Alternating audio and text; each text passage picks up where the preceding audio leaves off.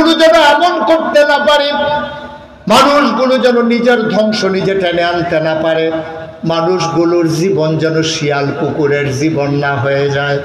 এই জন্য যুগে যুগে নবী পাঠালেন ১৫০০ বছর আগে। সবার শেষ, সবার সেরা আপনার আমার নবী, গোটা মাখলুকাতের নবী, সমস্ত জগতের নবী, যেই নবীর ব্যাপারে আল্লাহ তাবারক ওয়া তাআলা ওয়াজ করে দিয়েছেন, ওয়া মা আরসালনাকা ইল্লা রাহমাতাল লিল আলামিন। সমস্ত জগৎ সমূহের জন্য যিনি রহমত, এই নবীকে আল্লাহ পাঠালেন। সুবহানাল্লাহ বলবেন না? জোরে বলবেন না সুবহানাল্লাহ? তো তিনি কিন্তু শুধু আমাদের নবী না, তিনি সবার নবী। উটের নবী, ঘোড়ার নবী, ছাগলের নবী, ভেড়ার নবী, মানুষের নবী, জিনের নবী, ফেরেশতার নবী, গাছপালার নবী, তিনি সবার নবী। সুবহানাল্লাহ বলবেন না? এই নবীজি তিনি আসলেন মক্কায়। এই মক্কায় এসে তিনি দেখলেন মানুষগুলা বড় বড় বেদুইন, যা বড় মূর্খ, মন যা চায় তাই করে। বাপ মারা গেছে, শেষ বয়সে বাবা একটা বিয়ে করছে, বুড়া বাবা মারা গেছে, মা রয়ে গেছে জোয়ান। এখন সব ভাইয়ারা মিটিংয়ে বসছে, আব্বা যে মারা গেল, মাকে আমরা কি করব?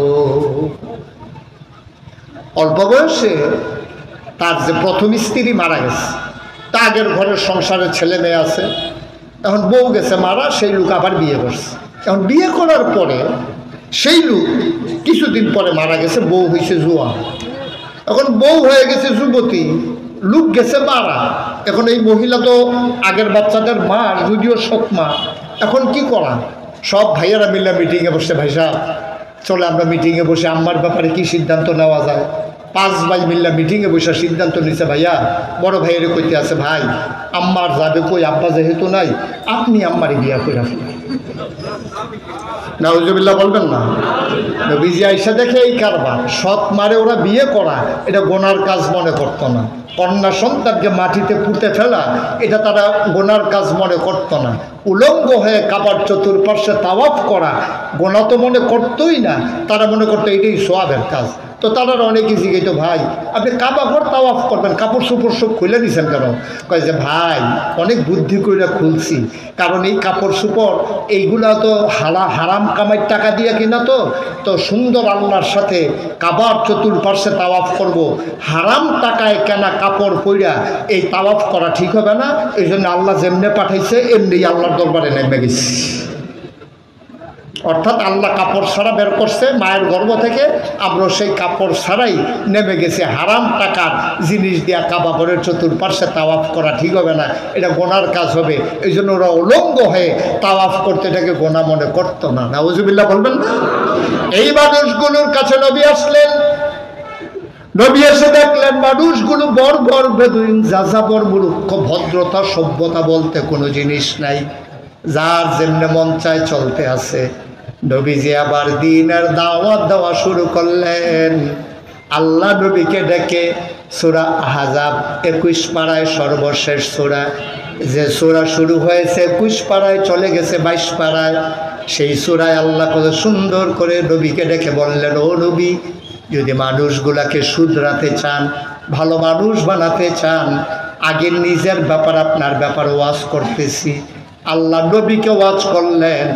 এই ওয়াজ শুধু নবীকে না, এই ওয়াজ আমরাও পড়ে গেছি, বলেন সুবহানাল্লাহ। আল্লাহ কি ডাকলেন আসুন মন দিয়ে শুনে। আল্লাহ বলছেন, সবাই পড়েন আমার সাথে, মারদুদ শয়তান থেকে ফেলা হয়েছে যিনি রহমান যিনি রাহিম, তার নামে শুরু করি। সবাই পড়েন, আউযু বিল্লাহি মিনাশ শাইতানির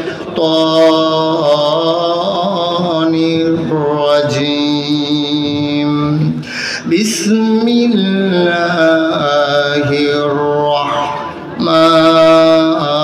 রাহমানির রাহিম, ইয়া আইয়ুহান নাবিয়্যু আতিল্লাহ ওয়ালা তুতি'ল কাফিরিনা ওয়াল মুনাফিকিন ইন্নাল্লাহা কানা আলিমান হাকীমা ওয়াত্তাবি' মা ইউহা ইলাইকা মির রাব্বিক ইন্নাল্লাহা কানা বিমা তা'মালুনা খাবীরা ওয়া তাওয়াক্কাল আলাল্লাহ ওয়া কাফা বিল্লাহি ওয়াকিলা।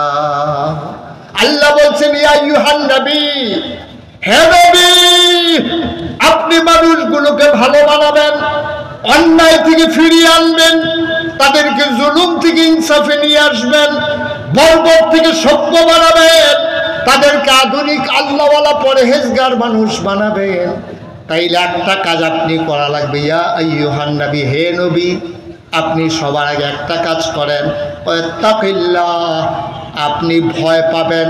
কোনো রাষ্ট্রযন্ত্র কেনা, পুলিশ কেনা, র্যাব না, গোয়েন্দা না, তথাকথিত ক্ষমতাসীন না, আপনি ভয় পাবেন কেবলমাত্র শুধুমাত্র একমাত্র আমার আল্লাহকে। বলেন সুবহানাল্লাহ। কাউকে ভয় পাওয়া যাবে না। কিসের গোয়েন্দা, কিসের র্যাব, কিসের পুলিশ, কিসের সেনাবাহিনী, কিসের তথাকথিত ক্ষমতা, কিসের মন্ত্রী, কিসের এমপি, কারো কাছে মাথা নত করা যাবে না, কাউকে ভয় পাওয়া যাবে না। রাতের আধারে হোক, দিনের আলোতে হোক, বদ্ধ ঘরে হোক আর খোলা ময়দানে হোক, বৃষ্টির মাঝে হোক আর রোদের মাঝে হোক, চতুর্দশী পূর্ণিমার চাঁদ আকাশে হাসে ফকফকা জ্যোৎস্নার মাঝে হোক আর অন্ধকার রাতে হোক, কেউ দেখুক আর না দেখুক, সব জায়গায় যারে আমরা ভয় পাবো তিনি আর কেউ না, তিনি আমার আল্লাহ। ঠিক কিনা? তাহলে আমরা ভয় পাবো কারে? এটা আমার কথা না, আল্লাহর কথা। আল্লাহ বলছেন, ইয়া আইয়ুহান নবী, নবীকে বলছেন। নবী তো কারো কাছে মাথা নত করার মতো মানুষ না। ওরা কি কম চেষ্টা করছে নাকি? নবীরে কতভাবে পরাস্ত করতে চেয়েছে, ভয় দেখাইছে, টিটকারি মারছে, মস্কারা করছে, পাগল বলছে, জিনে ধরছে বলছে, কবি বলছে, গণক বলছে, নবীর রাস্তায় কাটা বিছাইছে, কতভাবে নবীরে তারা ফিরাইতে চাইছে। নবী কি ফিরে গেছেন? কথা কয় না, ফিরে গেছেন নবী? নবীরে কম টিটকারি মানে নাই তো, কম মস্কারা করে নাই তো। নবীর আপন এই নবীর চাচি, যিনি আবু লাহাবের স্ত্রী, এই মহিলাটা নবীর রাস্তার ভিতরে, নবীর ঘর থেকে কাবাঘর পর্যন্ত যাইতে যতটুকুন জায়গা আছে, যারা হজে গিয়েছেন তারা দেখেছেন, এখনো নবী যে জায়গায় জন্মগ্রহণ করেছে এই ঘরটা আছে। এই ঘর থেকে কাবাঘর পর্যন্ত সামান্য একটু জায়গা। এই জায়গাটার ভিতরে নবীজি যখন ঘুমিয়ে থাকতেন, এই রাতের আধারে আবু লাহাবের স্ত্রী কাটা বিছাই রাখতো, বা মরুভূমির বালুর নিচে সবটা কাটা ভেতরে দিয়া একটু মাথাটা বের করে রাখতো। নবী তো আর দেখতেন না। সকালবেলা যখন তিনি তাহাজ্জুদ পড়বেন অথবা আল্লাহর বিল্লাহ করার জন্য কাবার দিকে যাবেন, তিনি যখন হাঁটতেন, ওই আবু লাহাবের স্ত্রী জানালা খুলে তাকাই থাকতো। কাটা যখন পায়ের ভিতরে ফুটতো, নবী যখন উহ বলে চিৎকার করতেন, তিনি খিলখিল করে হেসে জানালা বন্ধ করে দিতেন। এরপরে নবী দাওয়াত দেওয়া বন্ধ করে দিছেন। আমার কথা কেন বন্ধ করে দিছেন? তাইলে কাটা বিছাইছে, দাওয়াত দেওয়া বন্ধ করে নাই। যেই নবীরে তারা আল আমিন ডাকত, যেই নবীর কাছে গিয়ে তারা এই মানুষগুলা মাল সম্পদ আমানত রাখত, যেই নবীরে দিয়া কাবাঘর যখন ভেঙে ফেলছে, হাজরে আসওয়াদরা এক জায়গায় রাখছে। এখন কাবাঘর যখন বানানো হয়ে গেছে, এখন হাজরে আসওয়াদরা রাখবে কে, এটা নিয়ে দ্বন্দ্ব শুরু হলো। মক্কার উত্তর অংশের মানুষ বলে আমরা রাখবো, দক্ষিণ অংশের মানুষ বলে বেটা তোমরা রাখবা, আমরা কি মরে গেছি নাকি, আমরা রাখবো। আবার কুরাইশ ওরা এসে বলে আমরা রাখবো, বলো হাসিম ওরা চলে আসছে, তারপরে উমাইয়া ওরা চলে আসছে। সবাই মিলে পাথরটা রাখার জন্য একেবারে মারামারি প্রস্তুত। একজন মুরব্বী এসে বুদ্ধি দিল যে সকালবেলা যেই মানুষটা কাবার কাছে আসবে, আমরা তো জানি না কে আসবে, সবার আগে সূর্য উদয়ের সময় যে মানুষটা আসবে সে যে রায় দেবে আমরা সবাই মেনে নেব। তো মুরব্বীর কথা শুনে সবাই বলছে যে হ্যাঁ ঠিক আছে, ওকে ফাইন, এটা আমাদের সুন্দর ফায়সালা হয়েছে। এখন সবাই মিলে কাবা ঘরের মাঝে লুকিয়ে আছে, দেখি কে আসে কে আসে। সবাই মনে মনে দোয়া করতে আছে, আমরা সাসাই এলে ভালো আসিব। কেউ দোয়া করতেছে, আমরা বংশের একজন আসলে তো আমাদের পক্ষে রায় যাইতো, এরকম দোয়া করতে আছে। এমন সময় দেখে পূর্ব আকাশে যখন সূর্য উদয় হচ্ছে, মনে হচ্ছে ওই দিন আকাশে দুইটা সূর্য ছিল, একটা যেন আকাশে, আরেকটা জমিন ভেদ করে যেন আগায় আসতেছে। তিনি আর কেউ না, নবী মুহাম্মদ রাসূলুল্লাহ সাল্লাল্লাহু আলাইহি ওয়াসাল্লাম। নবীর নাম শুনলে কি পড়তে হয়? একবার পড়লেই হয় নাকি যতবার শুনবেন ততবারই পড়বেন? যতবার শুনবো আমরা ততবার পড়বো। বলেন সাল্লাল্লাহু। এখন নবী যখন আসতেছেন, দেখলো ওরা সবাই মিলে সমস্যরে চিৎকার দিয়ে উঠলো, হ্যাঁ চাইছি যারে পাইছি তা। সুবহানাল্লাহ কয় না?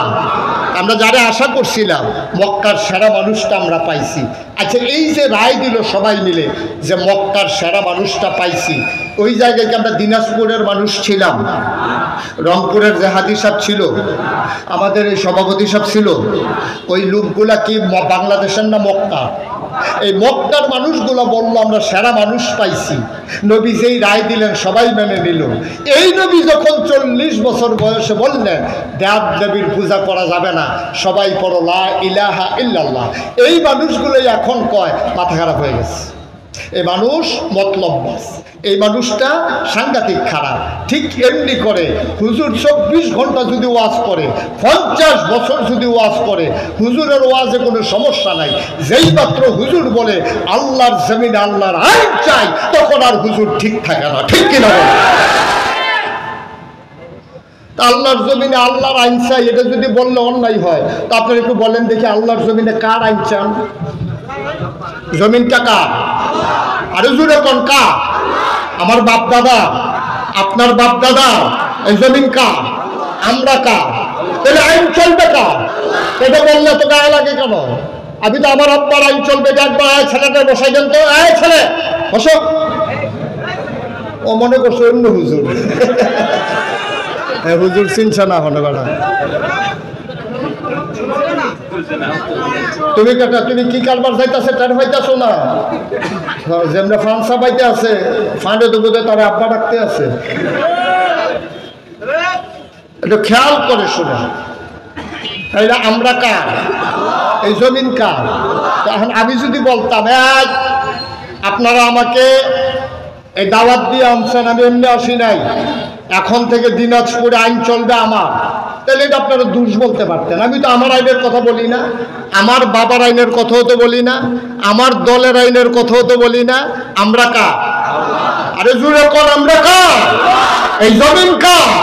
তাহলে বিবেক কি বলে এই জমিন আইন চলবে কার?